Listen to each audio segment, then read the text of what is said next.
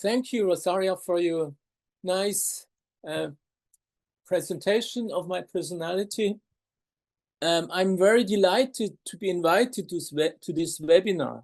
It is an honor for me to be able to speak to you.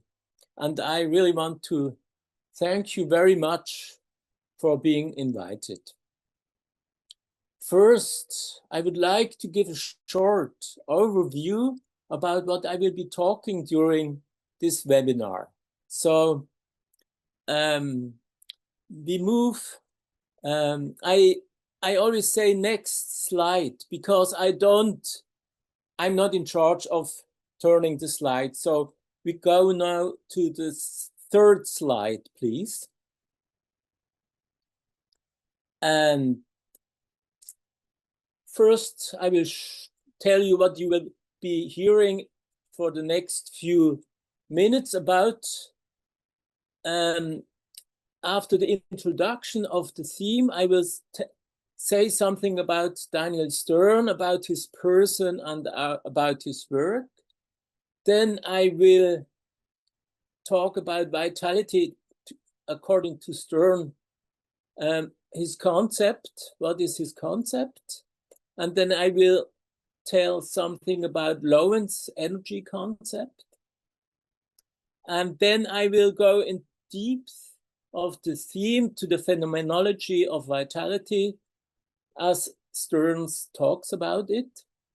And then I will talk about the clinical significance of this concept of Stern. And at the last topic of my presentation, I will be talking about the meaning for us bioenergetic therapists. For me, the results of infant research are a central reference model for understanding relationship patterns and types of interactions with patients. I also use this again and again to explain things to patients so they have a deeper understanding what they go through and how they can understand themselves. I go to the next slide, and there, what do you see here? It's a picture. You see a sweet baby. Her name is Nina. She is 3 months old here on this picture. And me, I'm the grandfather of her. And in the background, you see another person, a third person, and a wine glass. But for our presentation today, that doesn't any matter. It's not of the topic. It's me and Nina. Now, when you look at both of us, what is happening right now? What kind of energy is here involved? You can ask. Your spontaneous guess would be it's some pretty intensive interaction taking place here.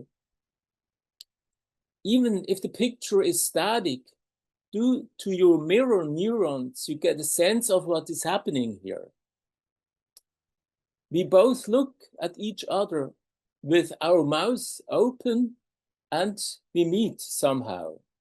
Me, typically exaggerated, as it is usually the case when an adult is interacting with an infant. The picture shows something static. The dynamics in this picture, we cannot see this. We have to imagine it. How do you get a feeling for this dynamics? Sympathy makes this possible. So just take a moment. Try experimenting with it for a moment. Feel your way into me. Identify with me in the sense of a countertransference, as in a therapy session, as you do it with patients. Or on the other hand, you can identify with Nina. Then you are looking at a tall man from a reclining perspective. So I feel something and you feel something. A sense of the dynamics of the scene emerges. You learn something about what might have happened when the picture was taken. Something comes to life, something begins to move. But how is this something functioning? You can ask, what are you focusing in when you want to dive in the picture, in the scene? Even if you are sitting or standing in front of the screen, in front of your computer, you could experiment with the following items of the scene. Observe yourself on what you are focusing on in order to bring something of the scene to life. Just take a moment. Are you focusing on, for example, the head, the mouth, the eyes, the upper body, on the hands and arms supported on the backrest, or on the feeling in the feet, which are in a position on the floor or in the air? You may feel a slight rocking in your upper body. And maybe you make a sound.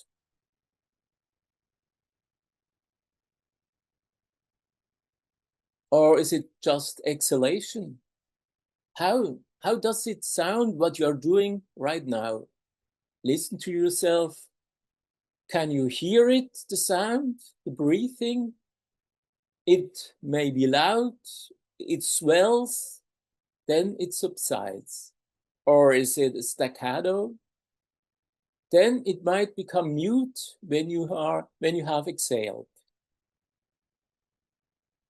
All this together forms a kind of shape, a gestalt, facial expression, posture, volume.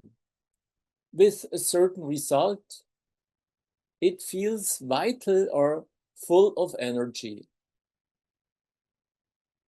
I wonder what little Nina is doing. Who started the spectacle? Who leads it? Who adopts to whom? It is not just imitation what Nina does, what I do. It is much more. It is a dynamic game, a dance, a conversation on different levels with voice, visually, with the body. The whole thing is underpinned by a very specific dynamic. But how would you describe this so that you get at least a feeling of what is going on here? With words or expressions you would use? All this takes place in a room. It has a temporal structure. It is carried out with a certain force and it has a certain direction. It is coordinated with each other. And this dance also is expressing something. There are very different dimensions in which this dance takes place, this play of liveliness. This is our topic for the next hour.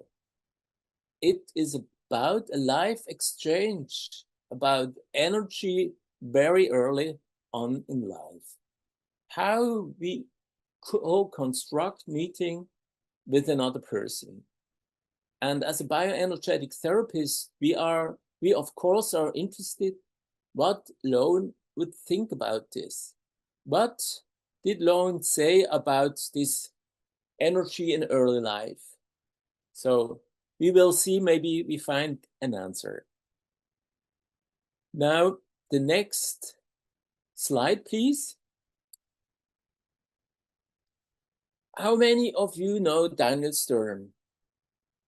His last book of his life he wrote is the basis of my presentation. Its title, Forms of Vitality, Exploring Dynamic Experience in Psychology, the Arts, Psychotherapy and Development. It was published in 2015. This book is interesting for us bioenergetic therapists because Stern describes his concept of vitality in detail. He calls it liveliness, vitality, and vitality. We bioenergetic therapists understand this to the meaning of energy. The term energy is our language. The question I want to answer in the following presentation is if Stern and we bioenergetic therapists talk of the same phenomenon. Now, next slide. I would like to mention here that Jörg Klauer, an international trainer and international faculty member of the IIBA, deals with Stern's book in detail in an article published 9 years ago, Effects of Stern's Life Works on Bioenergetic Analysis and Psychoanalysis. Unfortunately, it appeared only in German. Now I want to make some remarks about Daniel Stern. Please, next slide. Stern is probably the best known infant researcher. He was an American psychiatrist and psychoanalyst. He wrote several wonderful books about infant research. Born in New York in 1934, he died in Geneva, Switzerland in 2012 at the age of 78. I have experienced him at several lectures. He was an extremely lively, captivating speaker. I have fond memories of his manner. His voice was sonorous and pleasant, his eyes opened and his gaze wide awake. He radiated warmth. He seemed to be full of contagious vitality. Few other speakers in my life have inspired me as much as he did. Eloquent, with a wide range of interests and with brilliant intelligence. Now I shall turn to his work. Please, next slide. His best known work, The Interpersonal World of the Infant, was published in 1985. He developed in this book the image of a competent infant who is equipped with specific skills from birth on. Most of you probably know what it is meant by a competent infant. From birth on, infants possess very specific abilities. These abilities are unconscious and arise from basic cortical brain functions. They encompass a wide range of areas.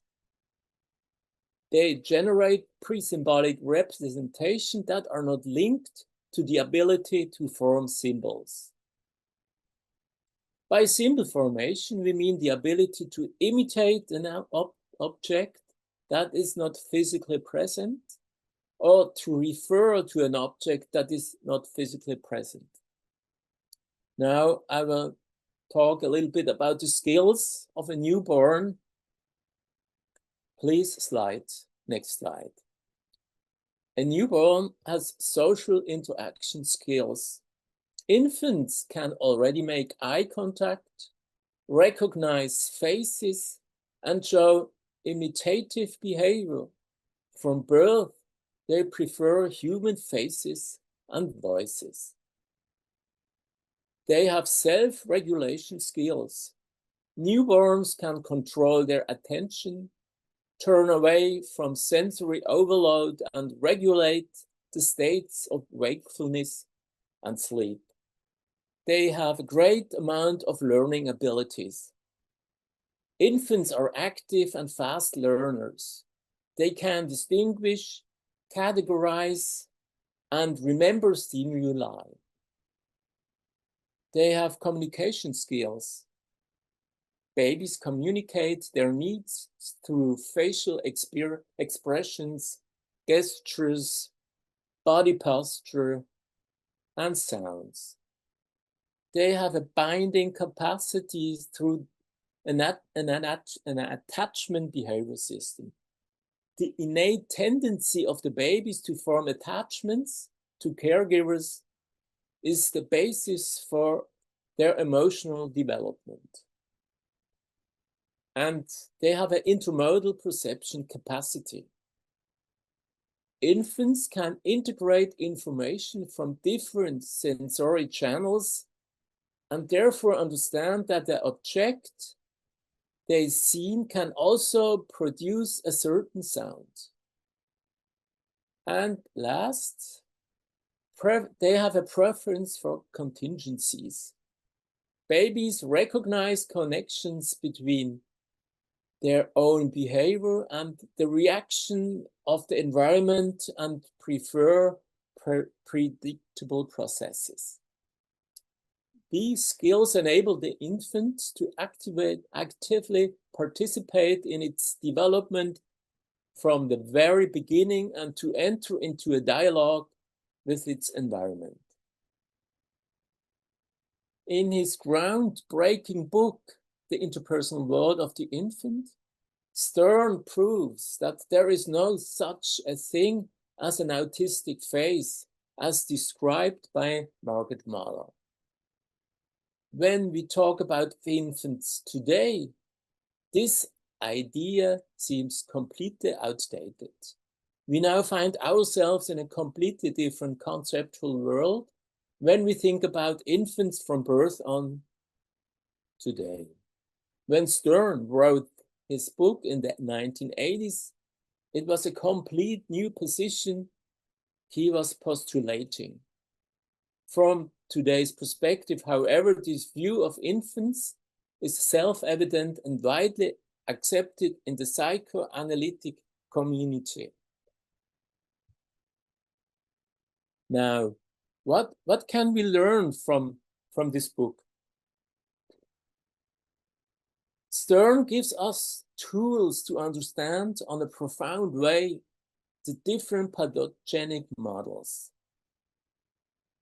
The development of the selves, as he describes it in the book, can enable us to better understand the etiology of different disorders.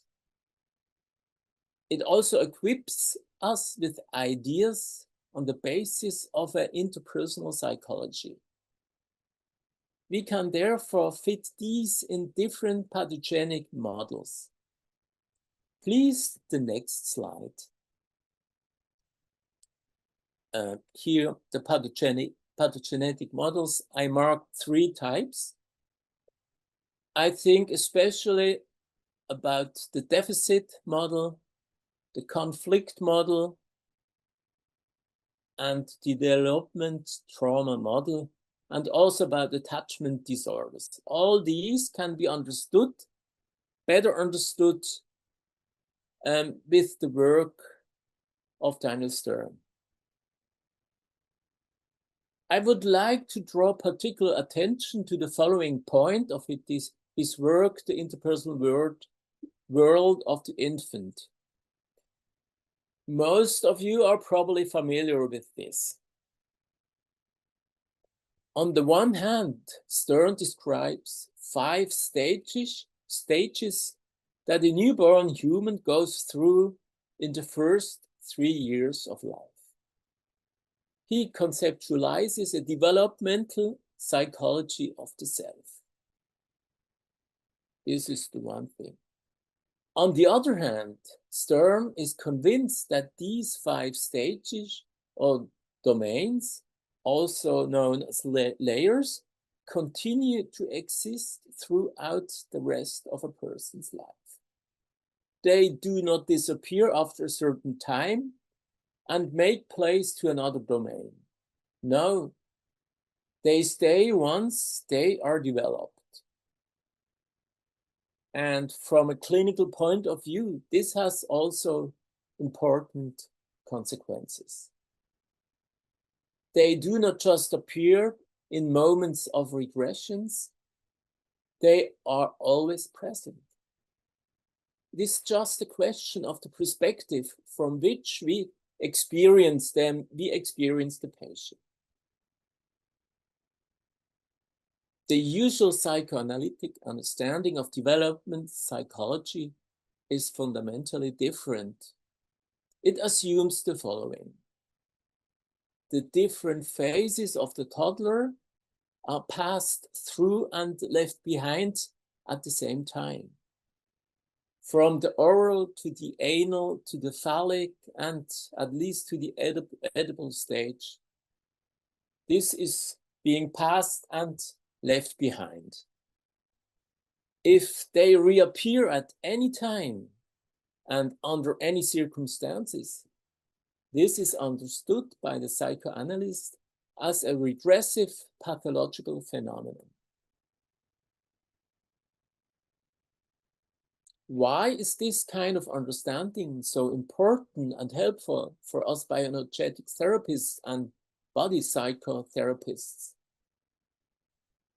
In the first two domains, up to the 9th month, the physical experience is central and therefore directly accessible to us therapists. Language and symbolic understanding are still lacking here, because language starts at about the 15th month. Preforms and precursors of the self-representation, of object representation in these two domains are formed. We call them the so-called pre-symbolic representation. There is something represented without words in our brain and in our body. And that is why it is important for us bioenergetic therapists to know them. How we can detect them and how we can align interventions and attune to the patient is another story. However, I will not go into this point any further. That would be itself a topic of another lecture. So, which 5 domains do we speak about here? Please, the next slide. Here you see on the x-axis the time, the month, on the y-axis the self-development, the self. And you see at the very bottom, the first is the sense of the emerging, the sense of the emerging self. And the second is the sense of a core self. This lasts to the 9th month. The core self is consisting of a group of four so-called invariants of experience. It includes authorship, self-coherence, self-affectivity, and self-historicity. The third layer is the sense of a subjective self. It goes till the 15th month. Then the fourth layer is the sense of a verbal self that lasts till the 36 months. And the last layer is the sense of a narrative self. It develops after the 36 months. This is about the development of the self from a developmental psychology perspective.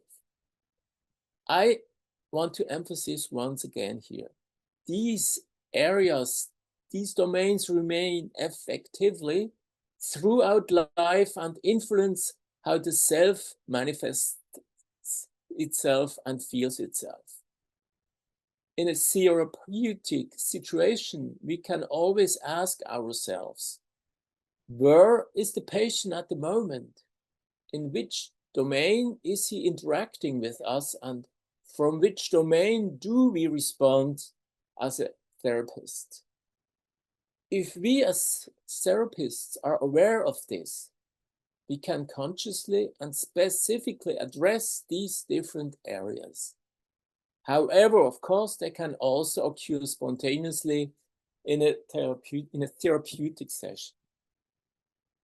For our topic of energy and vitality, the stage of the emergent self is of particular interest. But of course, also the next domain, the core self, is from the vitality perspective important.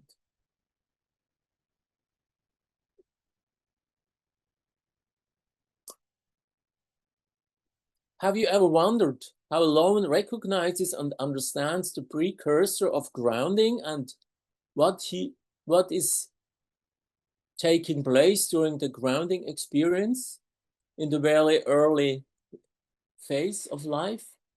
How does Lowen understand the energy is talking about in the infant? The baby experiences energy, of course, too, because it is alive without questions. What idea of energy helps us to think about the genesis and manifestation of this schizoid structure? Bob Lewis describes the cephalic shock as a consequence of a problem in this early phase of life.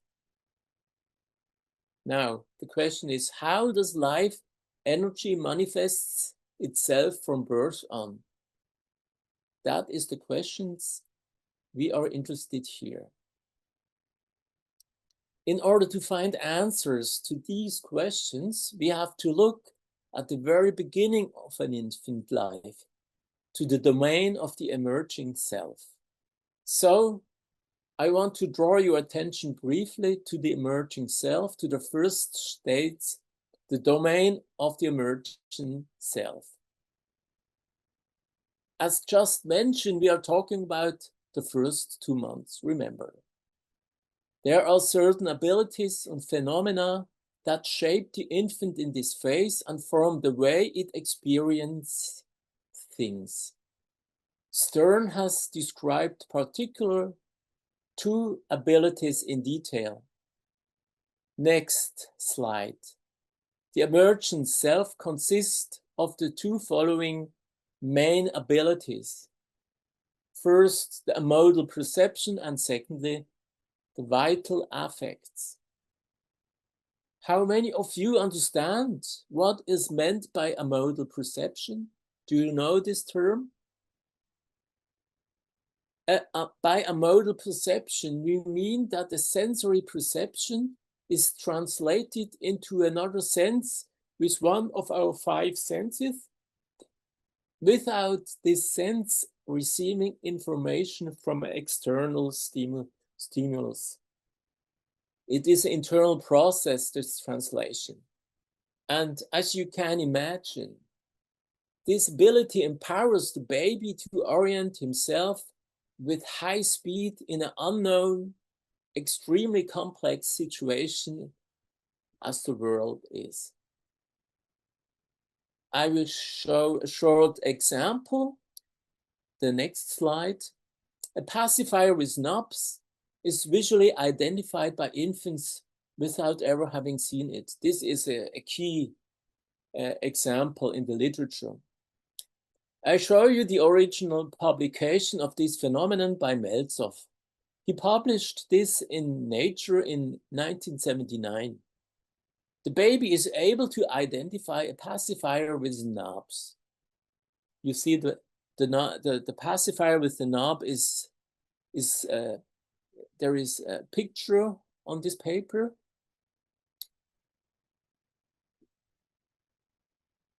The experiment is the following. The baby gets a pacifier with knobs in one of his hands. Afterwards, when confronted with a picture of different pacifiers, one without and one with knobs, He is able to identify the pacifier with the knobs without ever having seen before it. That's how the modal perception works. For us today in this context, we are primarily interested in the effects of vitality. As Stearns later on names it, he calls it later on the dynamic forms of vitality. Stern wants to answer the question of the how we do something and how we do experience something, and especially the quality effects. He wants to know more about this. What is the nature of an experience, of any experience as such? And that brings me to the main part of my presentation. The next slide, you see here a wave. This wave gives us a specific feeling. If you look at it, it shows a sense of vitality and of energy. It makes you feel something. Now to Stern's concept of vitality. I now come to his concept of vitality, or his energy concept. In his last book, he talks about the dynamic forms of vitality, or the vitality effect. Vitality exists from the beginning of life and forms the emerging self. The experience of vitality forms enables the infant to grasp the affective states and intentions of others long before he develops a symbolic language. As already mentioned, this gives rise to the pre-symbolic representations in this phase. That categorical affects such as anger, sadness, contempt, interest, disgust, fear or surprise contain specific qualities of experience. We are very familiar with and aware of some of these specific qualities, while others are much less so.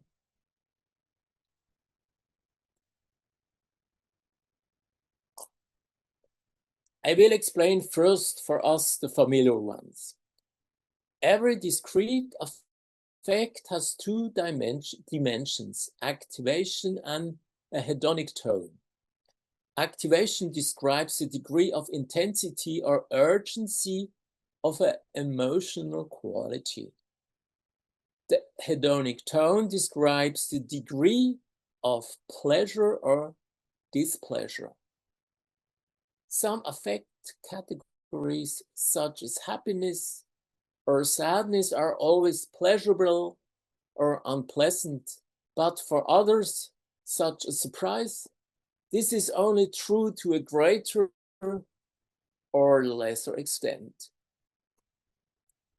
In general, activation and hedonic tone are considered dimensions within which affect categories are experienced. This is for us a very familiar perception. The following example shows these two dimensions. For example, the affect category of joy. Joy can be experienced in different ways, and we talk nevertheless of joy. Joy as an exuberant joy.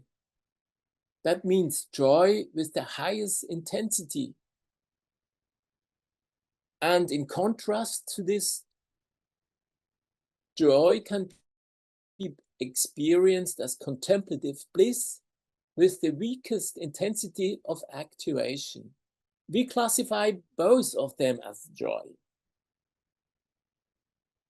But there are other specific qualities of experiences of which we are clinically rarely aware. However, they have a central role in our everyday life experience. and they play probably the key role in our everyday life and are of absolute importance. These are usually only in the periphery of our attention as body psychotherapists in therapy. And exactly that is why Daniel Stern created a new term that had not been considered in previous affect theory. He calls this vitality effects. Stern pursues a phenomenological approach to vitality. It provides us with an instrument to experience and understand the phenomenon of vitality and energy with greater awareness and precision. He asked, how do we do something? It deals with the quality of experience. In the how lies the quality experience of vitality and energy.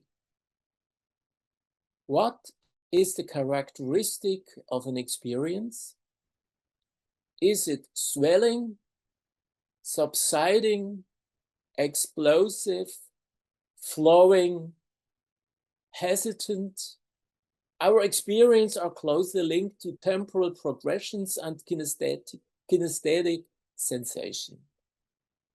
Stern uses terms such as surging, fading, fleeting, or powerful to describe these dynamic qualities.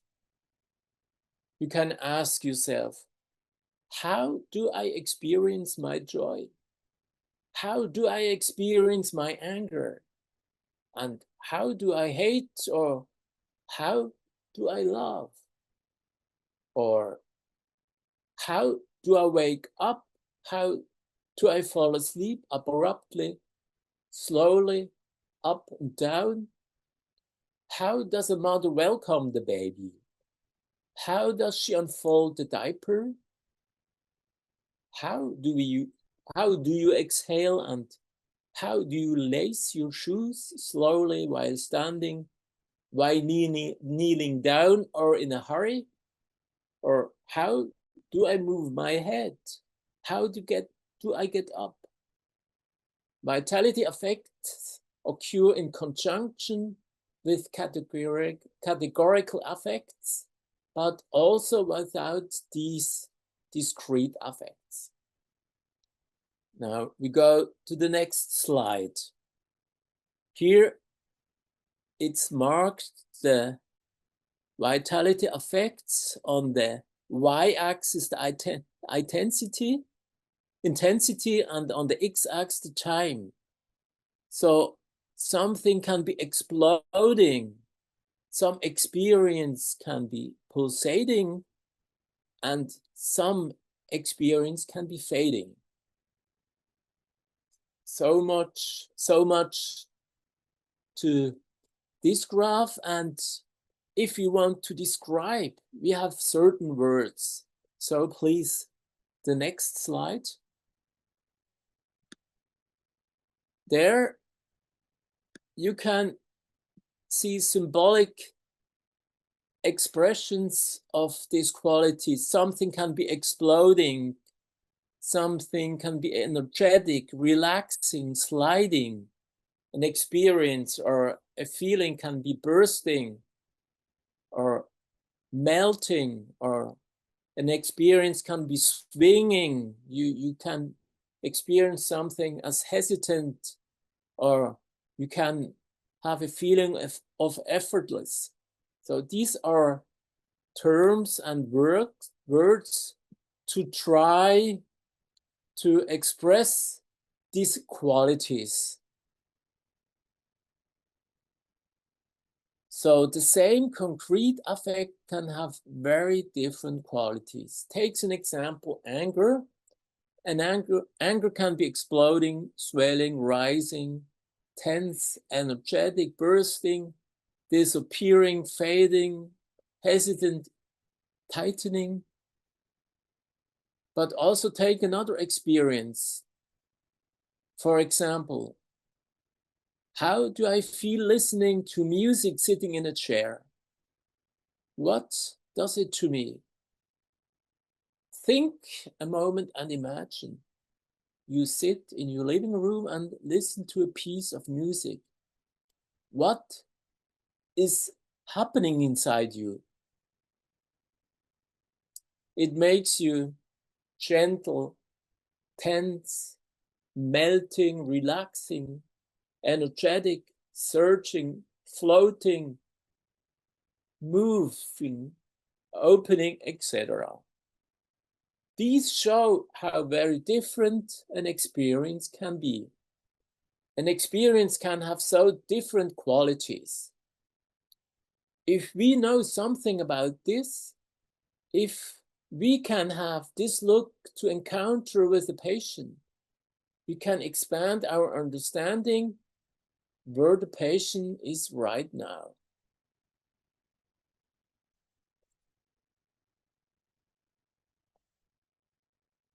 As a next step, we want to move to the definition of vitality. What does Stern mean by vitality? When we meet someone, we immediately have an impression and a feeling for the vitality of the other person. We can also assess of how vital or alive we feel. The definition is written down on the next slide. For Stern, vitality is a real human experience, a mental and psychological product. It is the result of a mental integrative process of many inner and outer processes, and it manifests itself in a subjective experience and in a phenomenal reality. So it appears to the outside and becomes visible. It is based on physical activity and comprehensible mental operations and processes. Vitality is a holistic experience. When we look closer to it, we found out that it is consisting of 5 elements. Vitality reflects the dynamic quality of experience, as I said before. Excuse me. It manifests itself in the way of action as the way actions are performed. It has nothing to do with their specific content. Only subjective experience and thus subjective evaluation determine whether something appears to be vital and how vital is the experience. Stern's understanding of vitality coincides in many ways with Lowen's understanding of energy. Stern, however, takes a little bit a different view. He takes a broader view of the term vitality than Lowen.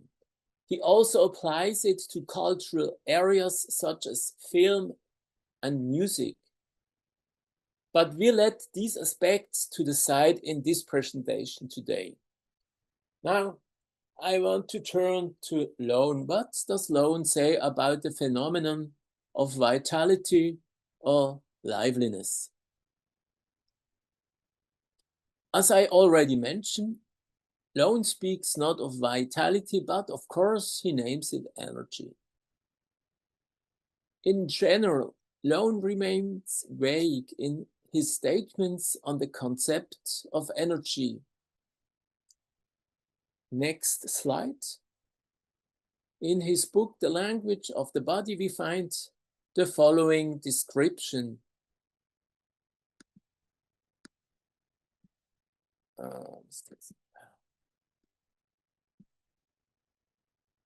If we do, I have to read it out.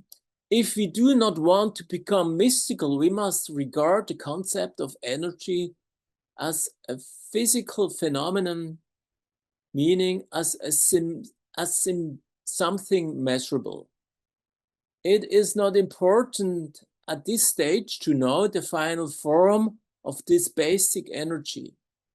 We work with the hypothesis that there is a fundamental energy in the human body, whether it manifests itself in psychic phenomena or in the movement of the body. We simply call this energy bioenergy. That's what he says here. In his book, The Revolutionary Therapy, that uses the language of the body to heal the problems of the mind, he published this in 1975. We can read the following statement about energy. A person expresses himself through his action and movements. And when this self-expression is free and corresponds to the reality of the situation, the release of his energy gives him a feeling of satisfaction and pleasure. As far as I know, Lowen is not talking about vitality or vitality as such, but about energy.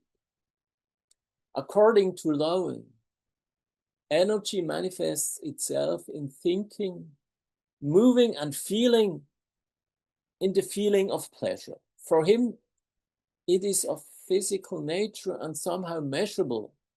He uses metaphorical terms such as flame of life or fire of flowing. For him, energy stands for excitement, for charge. For Lowen, a full sounding voice is a sign of energy.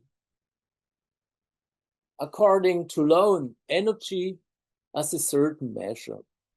Body movements and eye expressions testify, for example, too much or too little energy or liveliness. He speaks of the flow of energy in the body, of involuntary motility as an expression of liveliness and spontaneity. For Lowen, energy is at the service of emotions.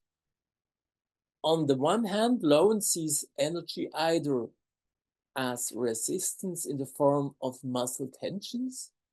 For him, this is a negative sign or a negative feature. He calls this a blockage. Or he sees the idea of energy manifestation in liberation, in the free expression of feelings. Breathing is the main agent for the transportation and enforcing of energy. Lowen's phenomenological terminology for his concept of energy can be found in the following words: charge, flow, respiration, grounding, involuntary trembling, motility, blockage, and cramping. Summarizing the concept of energy, of vitality, on one hand, Stern speaks of forms of vitality, aliveness, and the dynamic forms of vitality. His attempt to describe what makes us alive comes very close to Lowen's idea of energy. On the other hand, Lowen is not talking about vitality, but about energy, but ultimately, however, it's about the same phenomenon. As I understand it, Stern's understanding is contained in Lowen's energy concept. As bioenergetic therapists, we can learn a whole lot from Stern's sophisticated concept of vitality.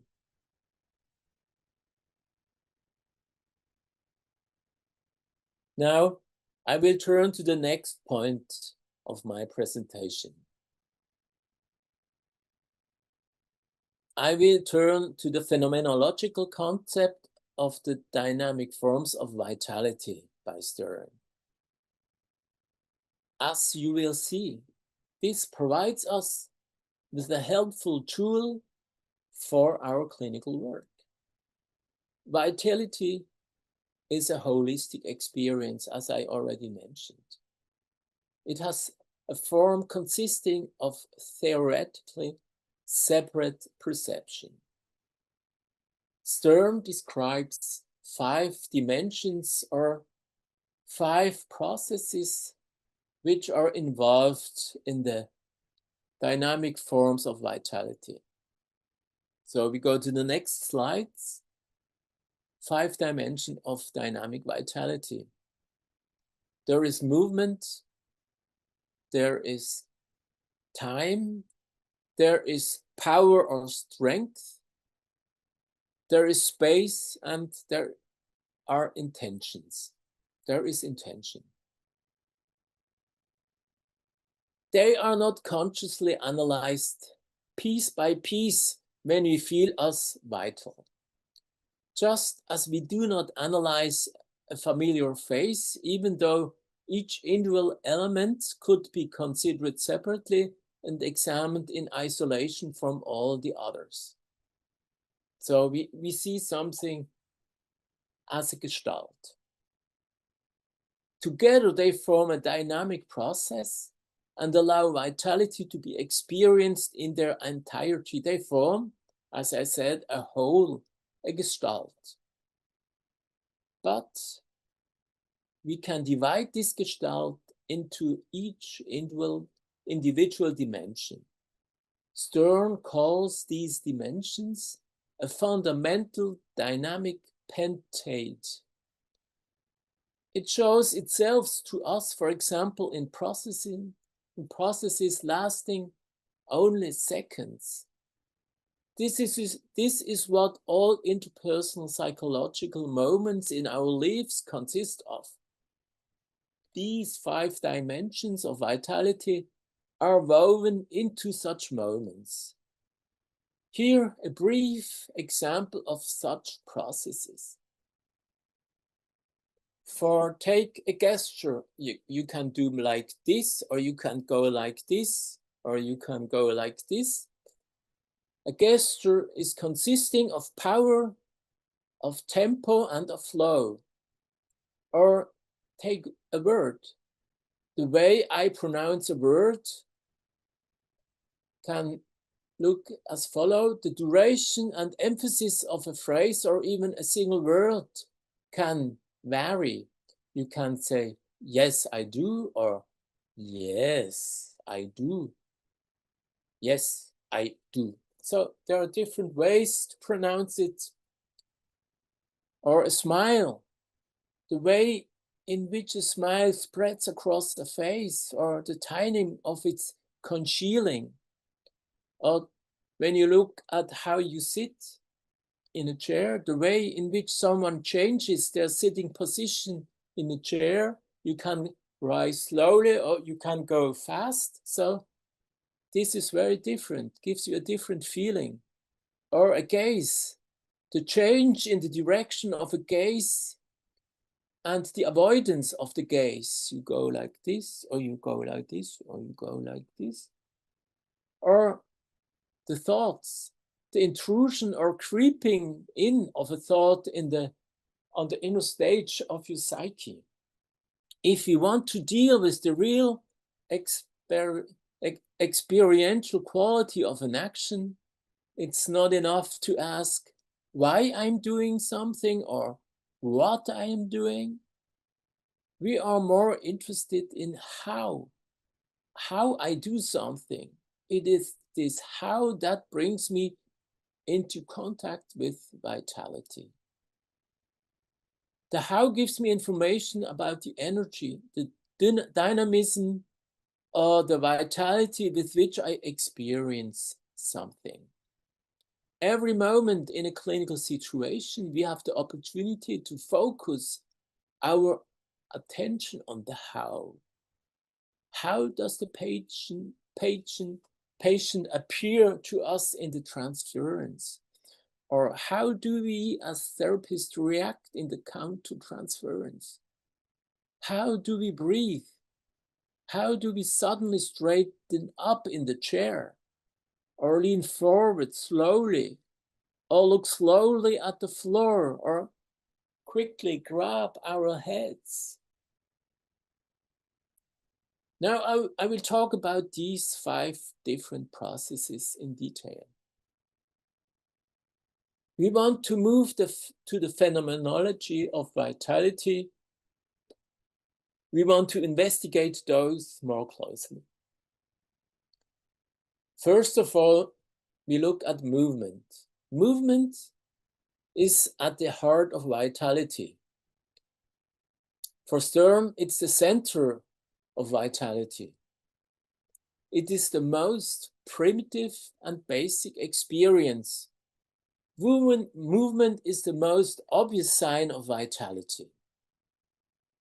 We are physically and mentally in constant motion. We breathe in and out alternately. We move our mouth, eyes, eyelids, hands, gaze direction, head posture, sit, stand, walk, and constantly change the muscle tone in different parts of the body. All this is movement. As bioenergetic therapists, of course, we feel directly addressed to this movement dimension.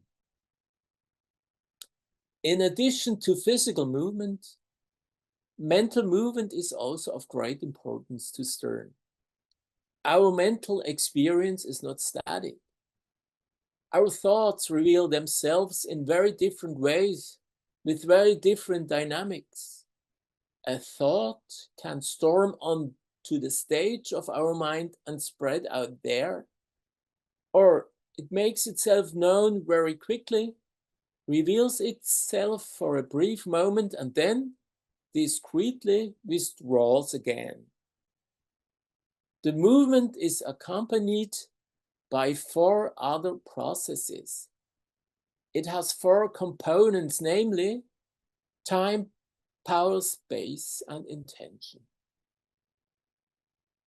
Time, the movement takes place over a certain period of time. This gives a temporal contour, a temporal profile. In order for us to perceive it, it needs a certain duration, a certain length of time in which an experience takes place. Varying time of gesture changes fundamentally its meaning. You go like this, or you go like this, or you go like this, or you go like this. It has all different meanings to us, and it's still a gesture. Now, power or strength. A movement expresses a certain force, a certain power that is behind the movement.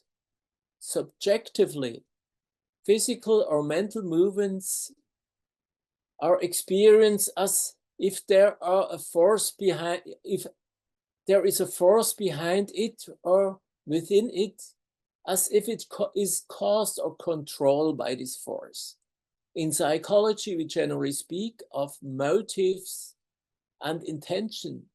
In psychoanalysis, we speak of desires and drives.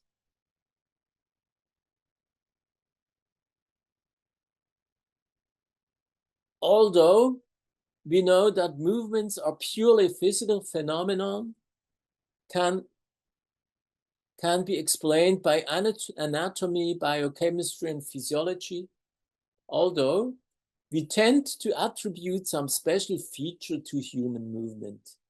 We associate our perception with the impression of power, energy, momentum, of swing, vigor, or elan.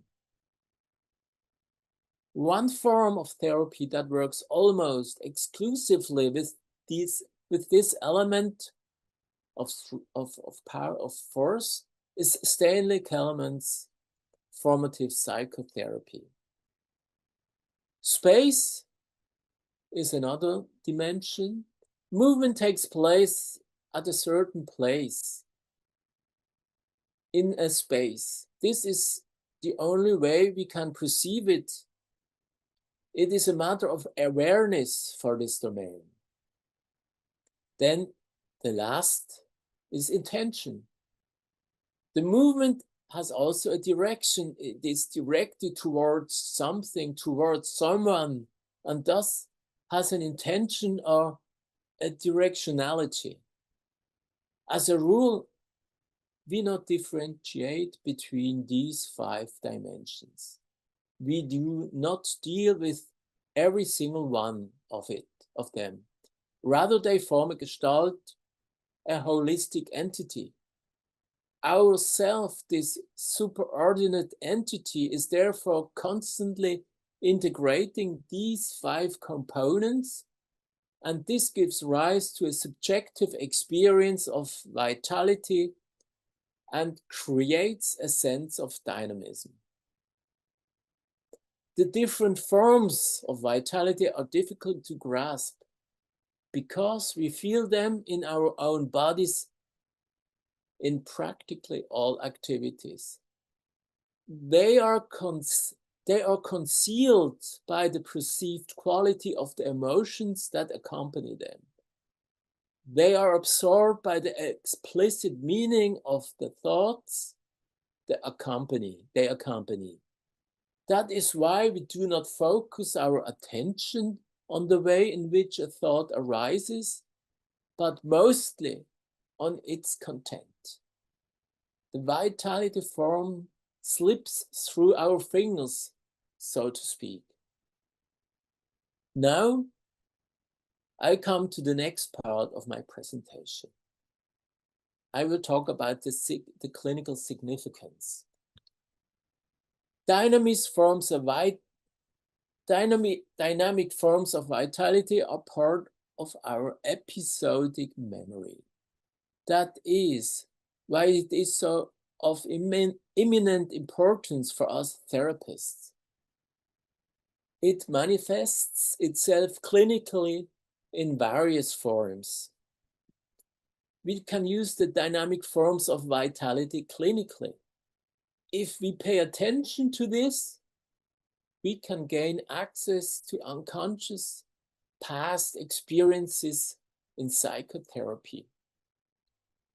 Now the question is, where do we find signs of dynamic forms of vitality in the clinical setting?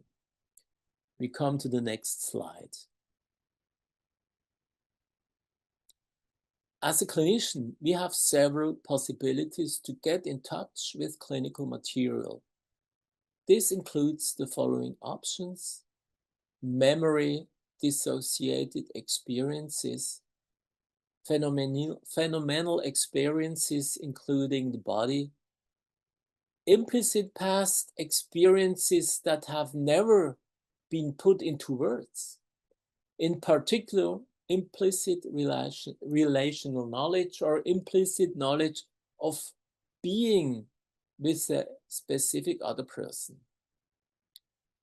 Next slide. I will now turn to the significance of dynamic vitality forms in clinical practice. As first, the spontaneously spoken language.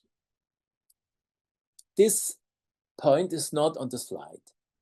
Spontaneously spoken language sounds human because, unlike the articulations of a robot, it is highly dynamic.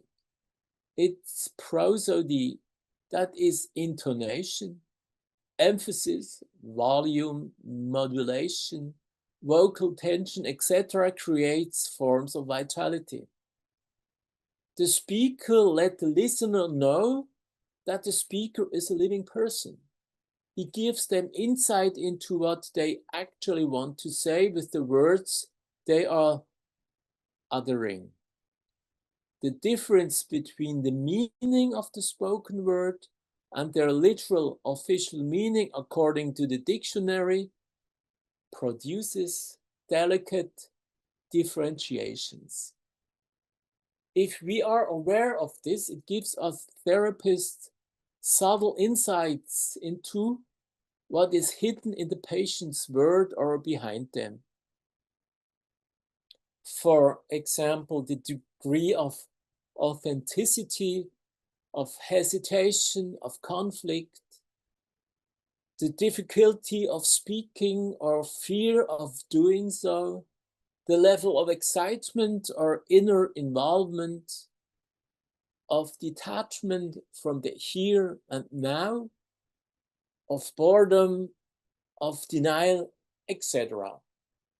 This kind of sensitivity requires that one is attuned to the forms of vitality and can perceive them separately from the flow of speech and the emotions that are aroused. The next clinical point. Dynamic forms of vitality serve as paths to memory. Stern's concept thus opens up a further path to unconscious.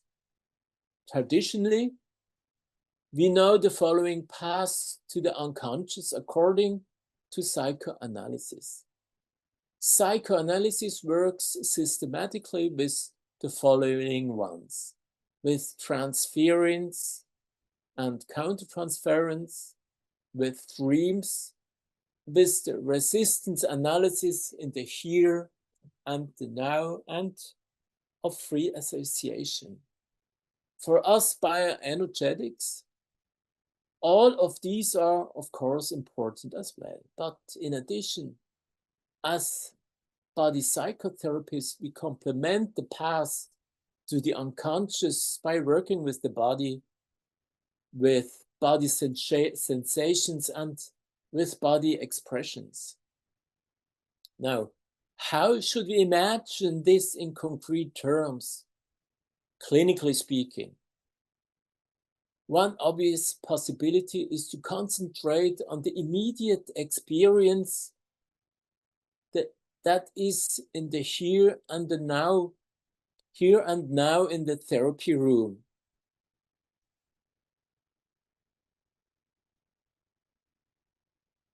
For this, I will give a clinical example.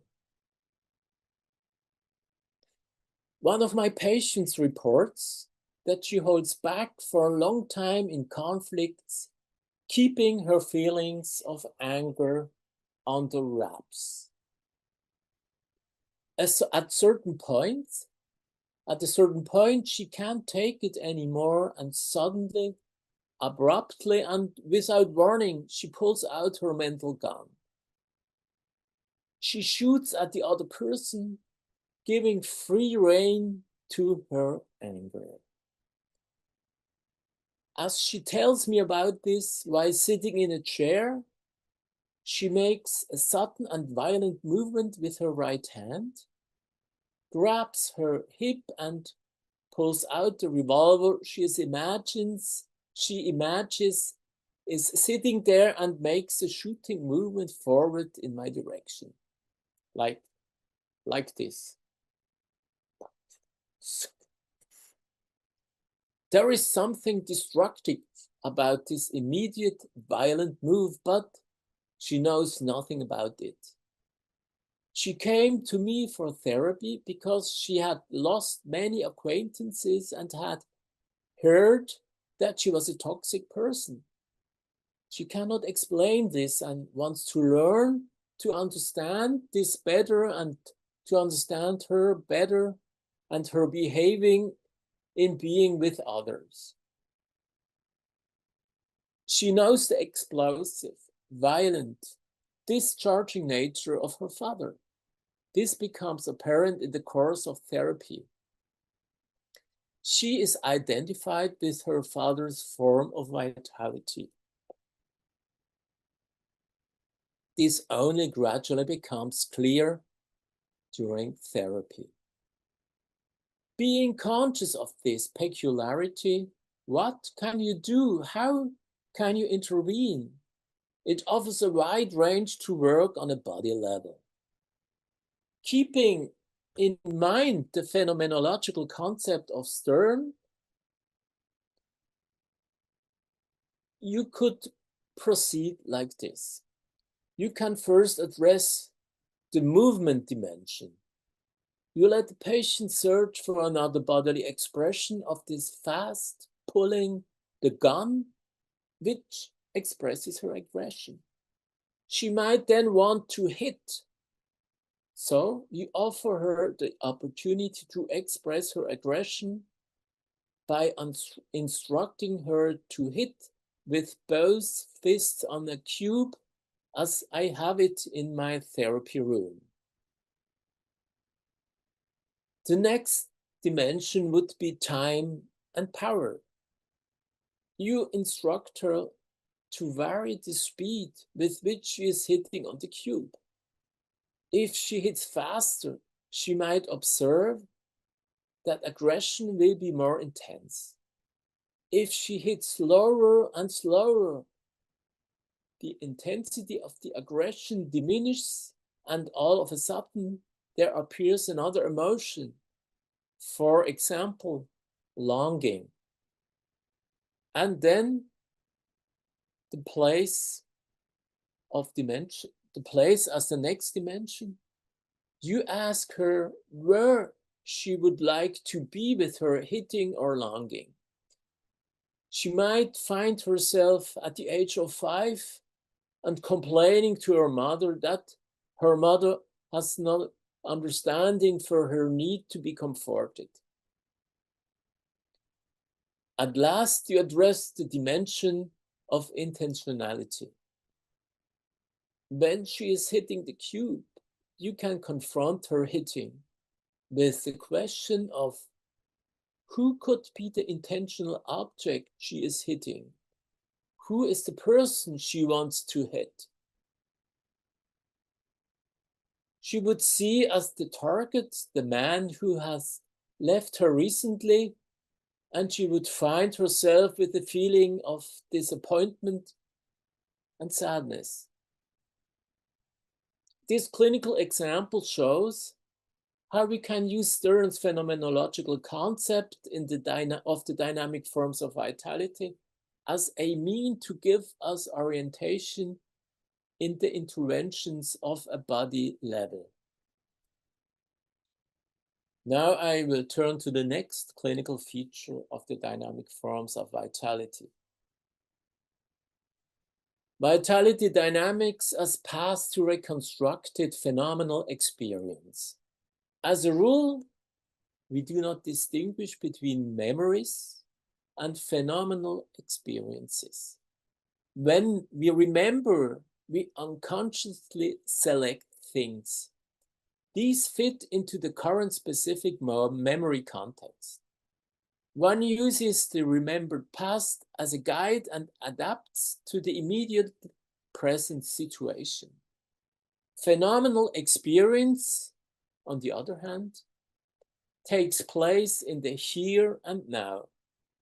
You remember it when it just has happened, and it is told immediately in a coherent form. Phenomenal experience is everything that is happening on the stage of our mind at the right moment, and that manifests it physically. It is so pure subjective.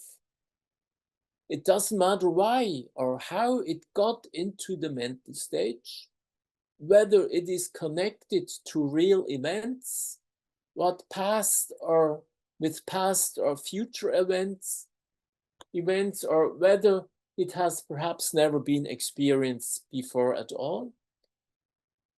It is in the nature of direct phenomenal experience that it cannot be verbally reproduced while it is taking place.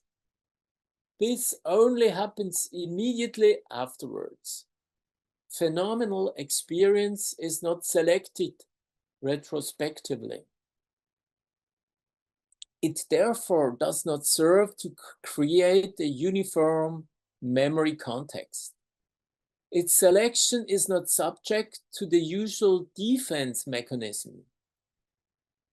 It is, so to speak, pure. It is a lived experience and contains the dynamic forms of vitality. With certain techniques, and especially for us bioenergetic therapists, with physical techniques, we gain direct access to this phenomenal experience. For us bioenergetic therapists, it is of course part of everyday clinical life. We stage a scene together with the patient. We let the patient express something physically. It takes place in the here and now. This gives us online insight into the dynamics of vitality, so to speak. Afterwards, the patient speaks about it, and what he just experienced is then categorized verbally. The next example of the significance of dynamic forms of vitality. Forms of vitality have intersubjective meaning. In therapy, spontaneously physical expressions of the patient are rich in vitality dynamics. In the first moment of meeting, already an interplay between the therapist and the patient starts. The patient shows this in the manner of how he is sitting on the chair, how he takes the hand of the therapist during the welcome, how he turns his head to the therapist, and how he turns away his gaze in order to self-regulate himself, how he moves his legs while sitting on the chair, how he talks, etc. As soon as the therapist meets the patient, he answers with a wide set of dynamic forms of vitality. As he opens his mouth, he introduces some forms of vitality and attunes himself affectively to what the patient has just said or will perhaps say next. Or how he himself sits on the chair or stands and moves during body work. The result is a fine-tuning of the common intersubjective field. It is a dance between both of them, consisting of a co-constructed interplay of dynamic forms of vitality. The following takes place most of the time unconsciously. If the therapist behaves in a sensitive manner, then a very similar process takes place between him and the patient as it takes place during an interaction between a baby and a sensitive mother. Mirroring, imitating, and copying, and matching, meaning that the affected human creates an atmosphere of being understood, accepted, and being held. Empathic improvisation. The therapist improvises verbally and non-verbally, producing responses that reflect the patient's emotional state. Dialogizing. Taking turns is a key element of dialogue. Seamless transitions require an understanding of the temporal flow of the interaction. When adults engage in dialogue, they must adapt the pauses to each other's timing. One partner has stopped speaking, the other has not yet started. Otherwise, there will be either a constant interruption or excessive long pauses. This highly sensitive timing does not depend on the content of what is being said. So, awareness of the how can be clinically very useful. Now I turn to the next clinical feature of the dynamic forms of vitality. Vitality forms a link and finally connects with identificational processes. What do we identify with when we identify with other people? With what they do, with the motives that lead them to do what they do, or with the way they do it? The answer is with all of this. It is always impressive to realize that you have so much in common with your own father or with your own mother.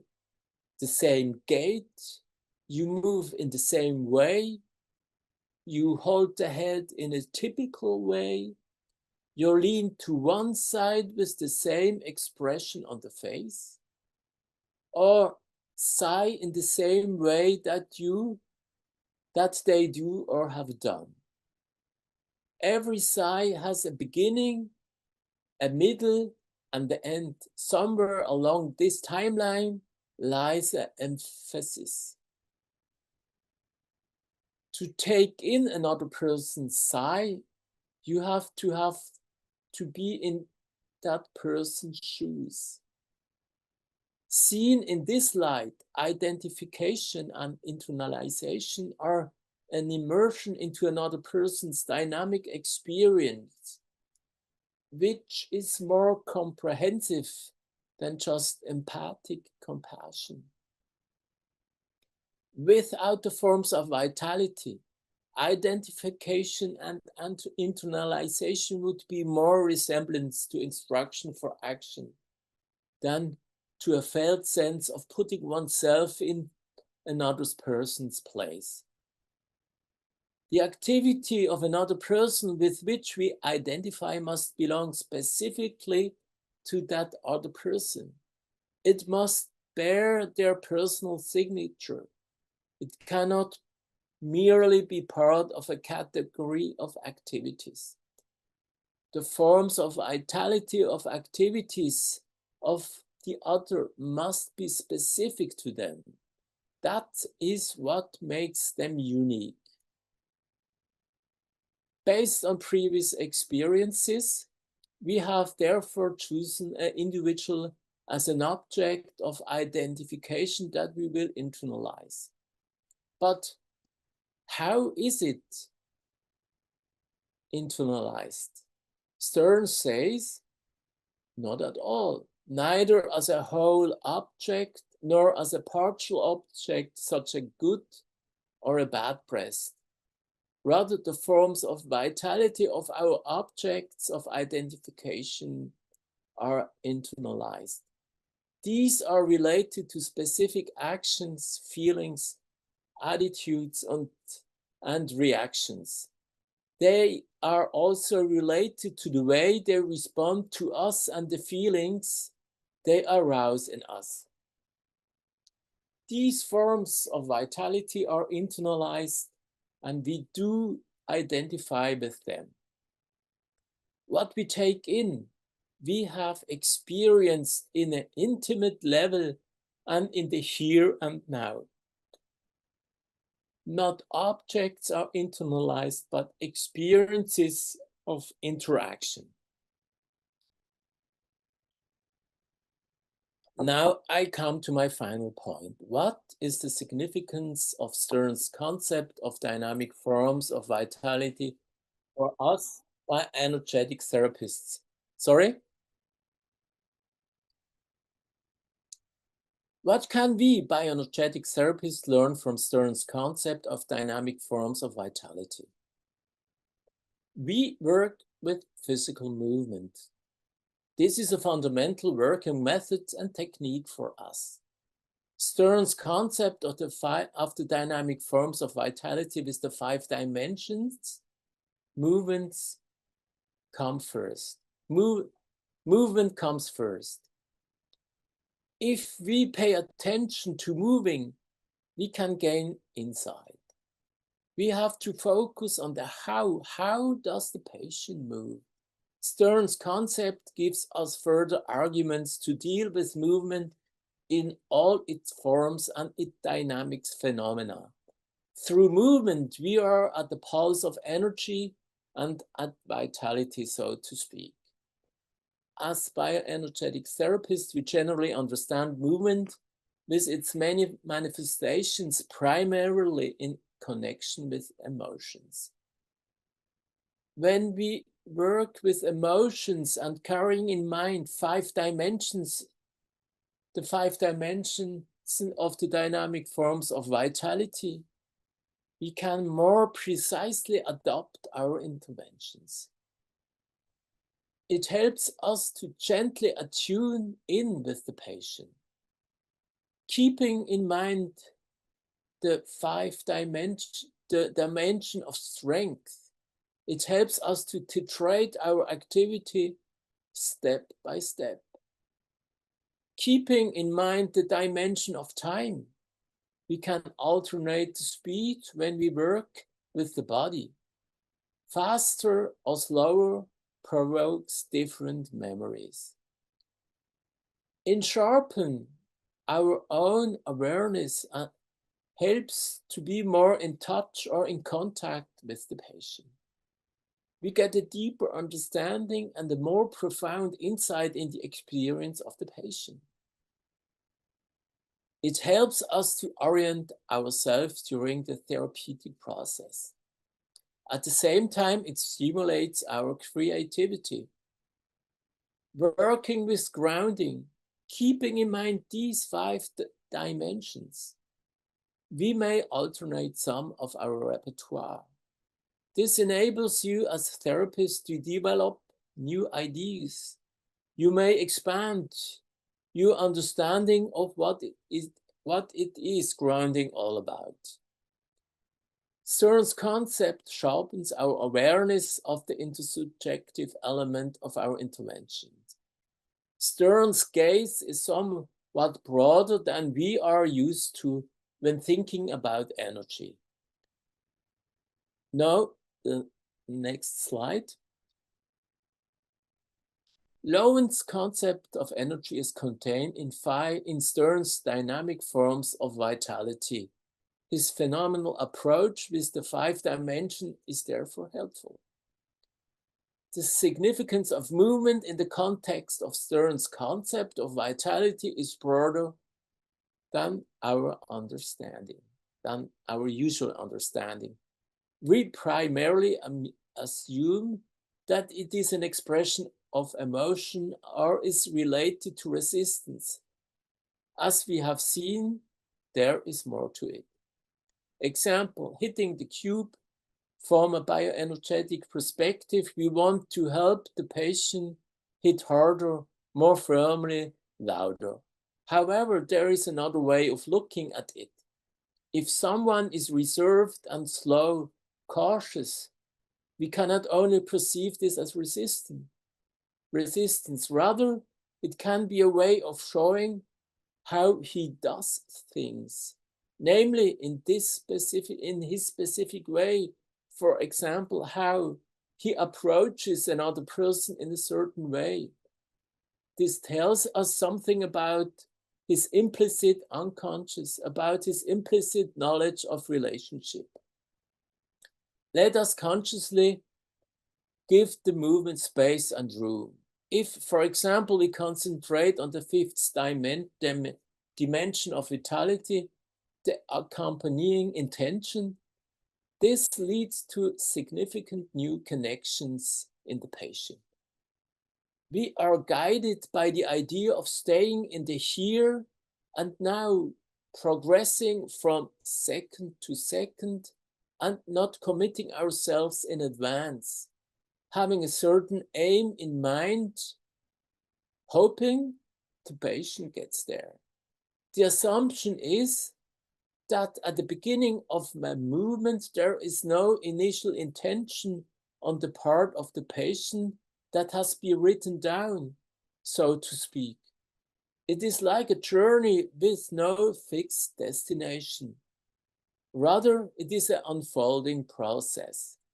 Stern calls this approach orienting oneself to the process of gradually unfolding the emergent intention. Thus, we understand movement as a possibility of free association and therefore assume an intentionality that is not primarily fixed, so to speak. Vitality or energy shows the way. Next slide, please.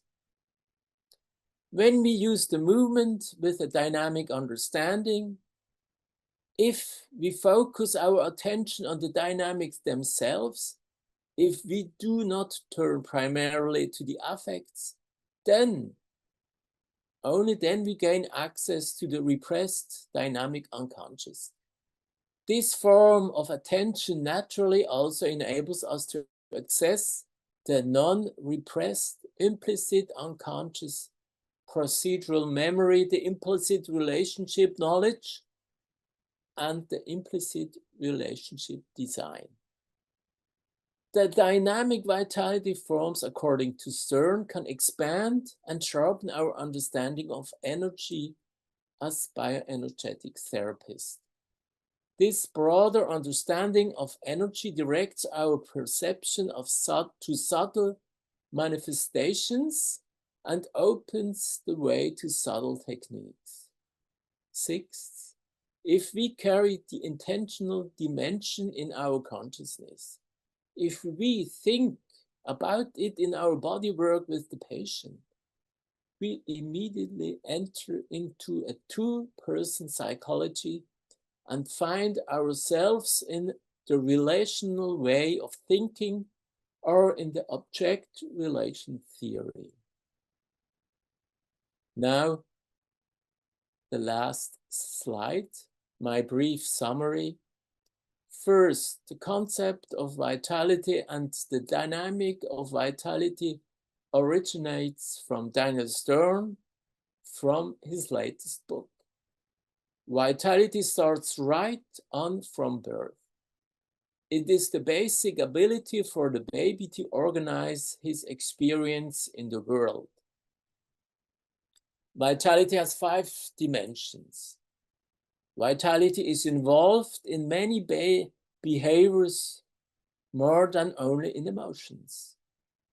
And fifth, the knowledge about the 5 dimensions of dynamic vitality helps us as bioenergetic analysts to adjust our interventions and modulate them step by step. So that's all what I wanted to say.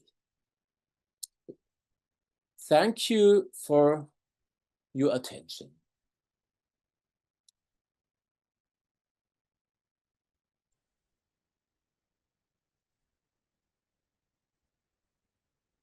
Thank you very much, Thomas. Your presentation is really very interesting and very useful. Yes, and useful to enter in a very deep way in the human experience. I'd like to ask the participant to do their questions.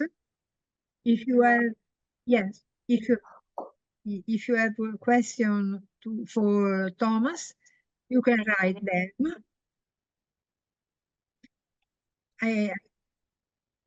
Yes.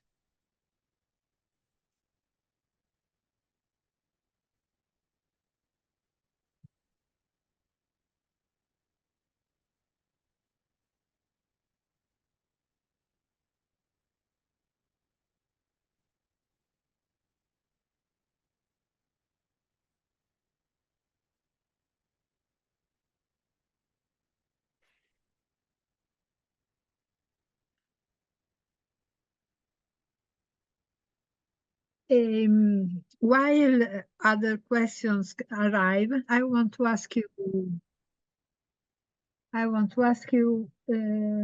if you can tell anything about association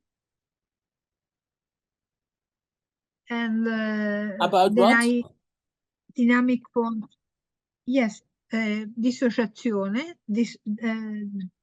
dissociation.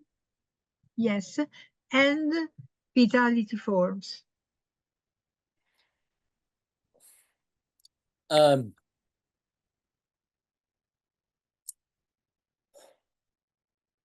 just think about it. Dissociation has also a certain way they are presented. And this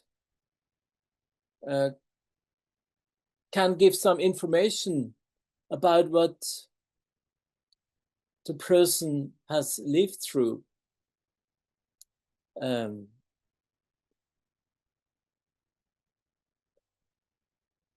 I cannot say specific more to that. It's just a place where we can find these forms of vitality. Maybe if we have a sense of this, we maybe get a sense of what this person lived through. Most of the people, when you have dissociated symptoms, you are traumatized, and maybe when you have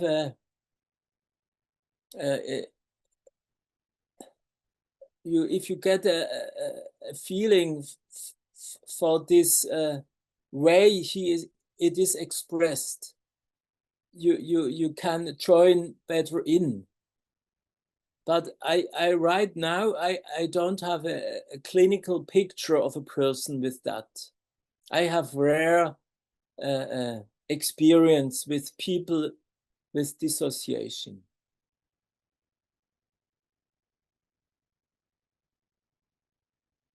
I'm sorry, I cannot say more. No. Thank you. I have a question from Jessica.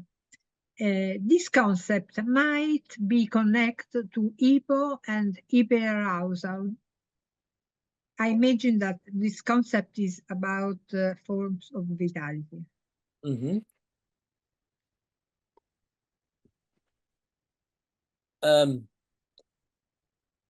It's if you are in a state of hyperarousal, it has a phenomenological picture. When you work with a person like that who has this problem, so it's shown in whatever state of mind the person is, how he does things in a hyperarousal state. It doesn't matter if it's hyperarousal or hypoarousal. It's you can see how he behaves, in what kind of in what ways he behaves. So it doesn't matter if he is hyperaroused or hypoaroused.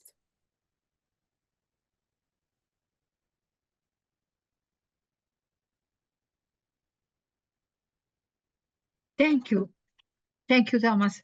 I know that there are some questions not in chat. Can you explain a bit more about CERN as a person and how were your relationship with him, if you like to tell us? Can you repeat the question? Yes, there is a question from Daniela. She asks, can you explain a bit more about CERN as a person and to tell something about him, if you like? About the case Yeah. I brought. Yes, it's a woman, and it's she has a problem. She always has breakups in her relationships, and she has no idea why people leave her.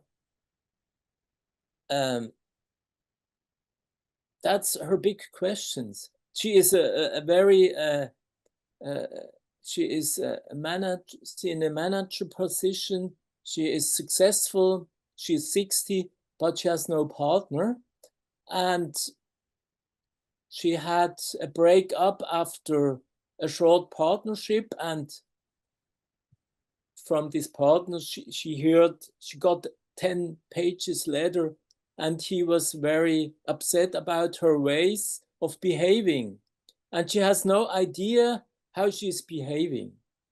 She is a very tough person. She does triathlon and is very, very eager. She wants to be the best, and it's very hard on her. And the difficult thing is she has no way of feeling her body, and she just acts, and that's in the therapy. It's the main problem, how she can have a contact to her body emotions and body feelings.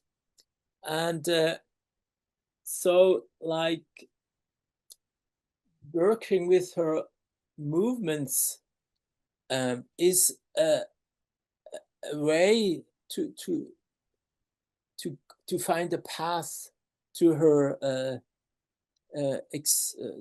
possible deepen her experience, or finding a contact with her body feelings. And that's about the background. And it was in a session when she talked about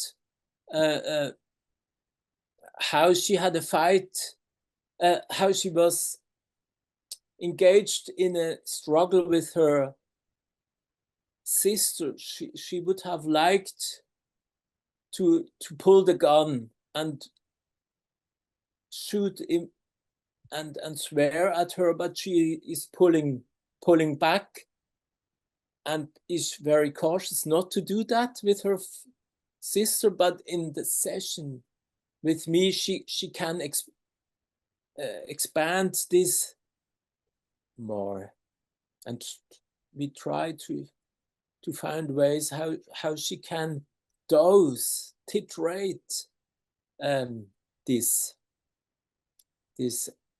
anger. So much to this patient. Okay.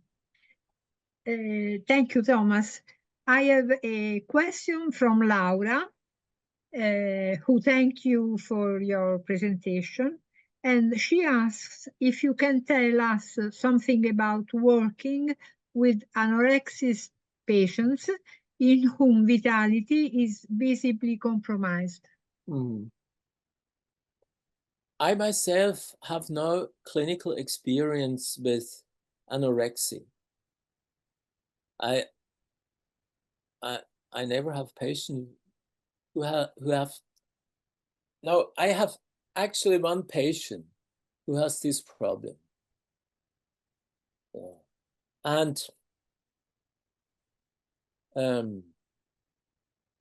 but it's just one case, very difficult case. And the problem with anorectic people is that they have a deranged self-picture of the body, and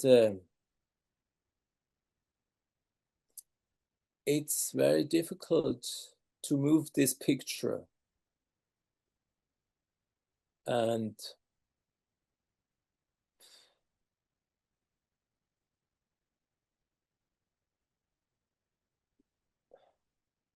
thank you. Thank you, Thomas.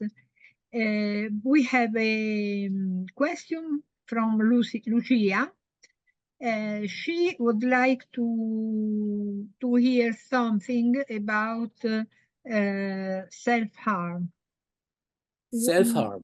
Yes. Yes. What kind of work? Because she tells that before you talked about your experience with anger.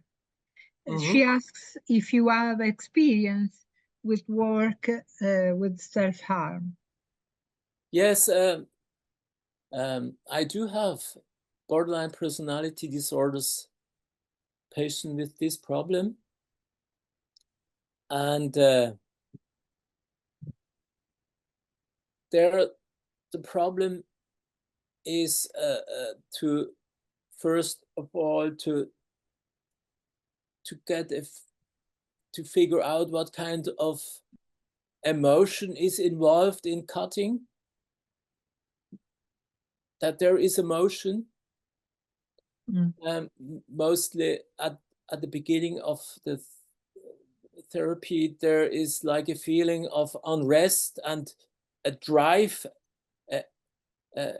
uncontrolled drive to do it, because then you feel better and you don't have a certain emotion like anger or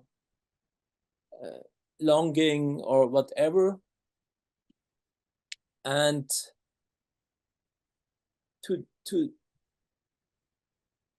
find a way to what kind of emotion is involved with the cutting. There are many possibilities to work on a sensation level of the body, how it feels before cutting or after cutting, and also in what situation the urge arises of cutting. As a rule, it's in a conflict situation where some heavy stuff, conflicts arise with another person, and to get a feeling of what kind of conflicts are behind this urge of self-harm is also an important step. That's what I can say. Thank you, Thomas. I have another question from Elena, who asks you if you can explain anything about attachment theory and forms of vitality.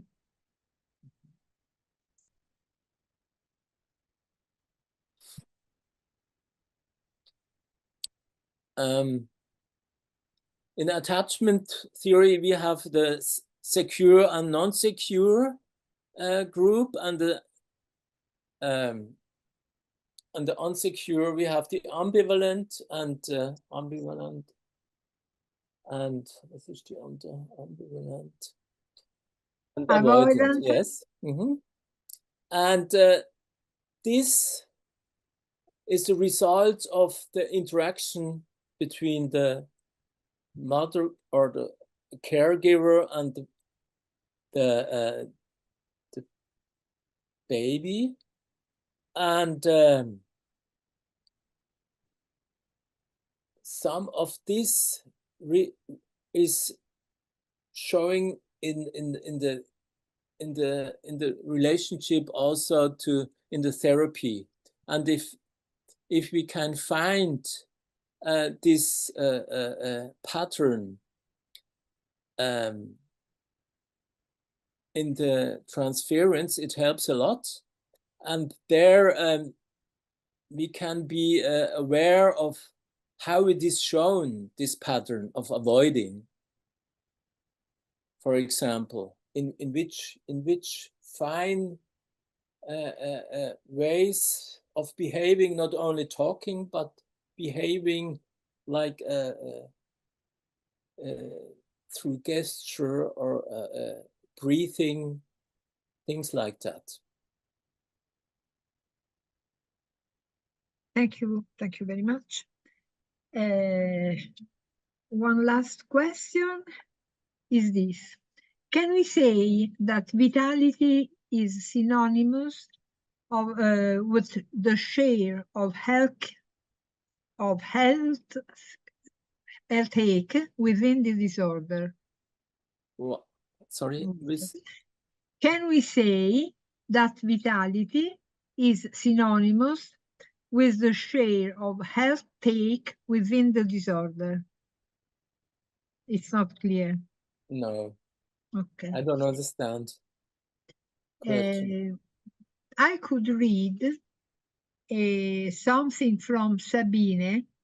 She writes, treatment of traumatization inside the womb has become developed at the Perugia University Psychology Department in a warm water pool with the patient floating upon the water, the therapist holding his head and stroking gently his skin, starting from the head, along the neck, arms, back, etc., thus imitating the gentle intrauterine experience of stroking the lanugo. As such early disturbance sometimes appear as irrational fear, etc., and can become treated in no other way. And she tells us the name, yes, the name of the person who developed this kind of work is Maurizio, Pecciccia. He's an Italian professor. Yes. Just an information. Yes, is an information. Ah, yeah, interesting. So he works. The idea is to modulate finally rhythm and strength. How you do it. Okay. So I haven't other questions, and more or less we are arriving at the end of this work. I don't know if there is anything that you want to add to finish this webinar, to complete your presentation. If there are any questions left, questions can be emailed to me. I would be eager to answer them. Thank you. If there is the wish. Yes.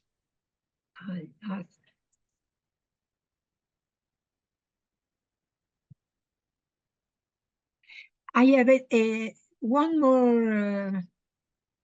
more question from Christina. Which vitality is considered in a patient who is facing a serious family loss that leads to a state of depression and immobility? How is it possible to work with the body that has no energy?